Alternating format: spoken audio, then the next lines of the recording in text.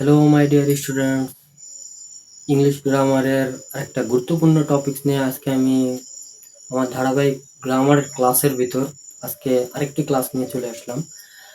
আজকে আমি যে জিনিসটা নিয়ে আলোচনা করব সেটা হলো changing sentence. Changing sentence class 6, 7, 8, 9, 10 সবারই ফিক্সড একটা গ্রামাটিক রুল। চেঞ্জিং সেন্টেন্সের ভিতর যেটা নিয়ে স্টুডেন্টদের ভিতরে একটু খটকা লাগে সেটা হলো সিম্পল কমপ্লেক্স কম্পাউন্ড সেন্টেন্সে রূপান্তর করার প্রক্রিয়াগুলো। এখন সিম্পল কমপ্লেক্স কম্পাউন্ড সেন্টেন্সে রূপান্তর করার আগে আমাদের চিনতে হবে কোনটা সিম্পল সেন্টেন্স, কোনটা কমপ্লেক্স সেন্টেন্স, কোনটা কম্পাউন্ড সেন্টেন্স। এখন সিম্পল কম্পাউন্ড কমপ্লেক্স সেন্টেন্স গুলো চেনার আগে আমাদের আরেকটা জিনিস নিয়ে একটু বেসিকটা ক্লিয়ার হওয়া লাগবে, সেটা হলো ক্লজ। ক্লজ নিয়ে আমি একটু বিস্তারিত আলোচনা করব, তারপর সিম্পল কমপ্লেক্স কম্পাউন্ড সেন্টেন্সের ভিতর আমি সরাসরি চলে যাব। প্রথমে আমি আসি, এখানে কিছু আমি দুটো সেন্টেন্স লিখে রাখছি, এই দুটো সেন্টেন্সে আমি পরে ইউজ করব। তার আগে আমি বলি ক্লজ কি। ক্লজ হলো কতগুলো শব্দের সমষ্টি। ক্লজ হলো কতগুলো শব্দের সমষ্টি যার ভিতর অবশ্যই একটা সাবজেক্ট থাকবে এবং একটা ফাইনাইট ভার্ব থাকবে। একটা সাবজেক্ট থাকতে হবে এবং একটা ফাইনাইট ভার্ব থাকতে হবে এবং একটা বাক্যের অংশ হইতে হবে। ক্লজ কিন্তু এককভাবে একটা সেন্টেন্স বা বাক্য না। ক্লজের দুটো প্রধান শর্তের ভিতর একটা শর্ত হলো ক্লজ তখনই হবে যখন সেটা একটা বাক্যের অংশ হবে। যেমন এইখানে আমি লিখছি if I were you, comma I would help the poor. এইখানে একটা বাক্যের দুটো অংশ, if I were you, I would help the poor, এখানে দুটো ক্লজ আছে। ক্লজের শর্ত দুটো, ন্যূনতম দুটো শর্ত অবশ্যই পালন করা লাগবে। একটা শর্ত হলো একটা বাক্যের অংশ হবে এবং ক্লজের ভিতরে একটা সাবজেক্ট এবং একটা ফাইনাইট ভার্ব অবশ্যই থাকা লাগবে। এখন ক্লজের ক্লাসিফিকেশনের ভিতরে আমরা চলে যাচ্ছি, এটা খুবই গুরুত্বপূর্ণ। ক্লজের ক্লাসিফিকেশনের ভিতরে প্রথম 1 নম্বর ক্লজ হলো প্রিন্সিপাল ক্লজ। এখন প্রিন্সিপাল ক্লজটা কি? যে ক্লজটা অন্য কোনো ক্লজের অথবা অন্য কারো সাহায্য ছাড়া নিজেই পরিপূর্ণ অর্থ প্রকাশ করে সেটা হলো প্রিন্সিপাল ক্লজ।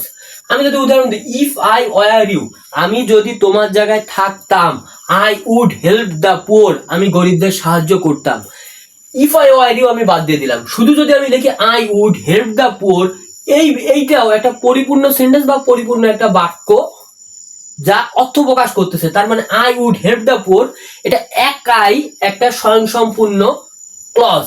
যে ক্লজটা অন্য কোনো বাক্যের অংশের সাহায্য ছাড়া বা অন্য কোনো ক্লজের সাহায্য ছাড়া নিজেই অর্থ প্রকাশ করতে পারে সেটা হলো প্রিন্সিপাল ক্লজ। তার মানে I would help the poor, এটা হলো প্রিন্সিপাল ক্লজ। ক্লজের 1 নম্বর ক্লাসিফিকেশনের ভিতর আমাদের প্রথম ক্লজ প্রিন্সিপাল ক্লজ। আমি এখানে লিখলাম প্রিন্সিপাল ক্লজ, প্রিন্সিপাল ক্লজ। এইবার 2 নম্বর ক্লজে আসি, সাবঅর্ডিনেট ক্লজ। যে ক্লজটা প্রিন্সিপাল ক্লজের সাহায্য নিয়ে অর্থ প্রকাশ করে সেটা হলো সাবঅর্ডিনেট ক্লজ।